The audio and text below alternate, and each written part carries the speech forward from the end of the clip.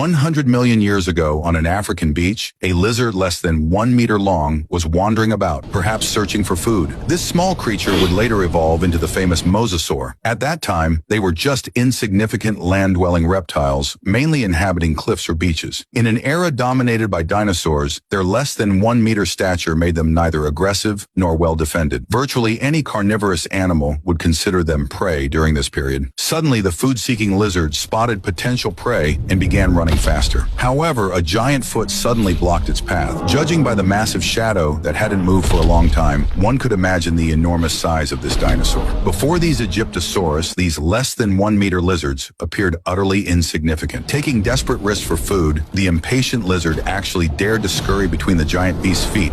It was literally risking its life just for a bite to eat. In the distance, a crayfish was slowly moving across the sand. This turned out to be the lizard's desperately pursued feast. The lizard eagerly scrambled toward its prey, and watching it devour the food ravenously showed how low its survival requirements were in that era. Unfortunately, the supergiants on land ultimately left them few opportunities. These ancestors of mosasaurs relied on their big mouths to gulp down as many crayfish as possible before predatory dinosaurs approached. Suddenly, a 5.3 meter long, over 450 kilogram Abelisaurus came charging toward the beach. Although they lacked tremendous bite force, they possessed astonishing running speed among carnivorous dinosaurs. Even at full speed, these small lizards' tiny steps couldn't outrun the Abelisaurus's long legs. Those who had eaten their fill became the Abelisaurus's meal, while the half-fed lizards were forced by the Abelisaurus to change direction and flee toward the cliffs. The few lizards eaten still hadn't satisfied the Abelisaurus's hunger, so it desperately chased after the remaining ones. With a sheer cliff ahead, the only refuge was a stubbornly growing tree. The cornered lizards had no choice but to climb toward this last sanctuary. However, the slower climbers were inevitably caught and eaten by the pursuing Abelisaurus. Watching helplessly as these defenseless lizards took refuge in the tree, the frustrated Abelisaurus at the base could do nothing but roar angrily beneath the branches. No matter what, it couldn't reach the lizards, so close yet so far. But misfortune never comes singly. The lizards that had climbed the tree then faced an aerial disaster. A group of Quetzalcoatlus arrived and effortlessly snatched several more lizards. The remaining lizards anxiously moved back and forth on the branches. Just then, the second wave of pterosaur attacks began. Looking down at the Abelisaurus beneath the tree, the lizards truly couldn't find any way out now. Facing the vast ocean, though these lizards still wished to remain on land, survival ultimately drove them to leap into that unknown expanse of water.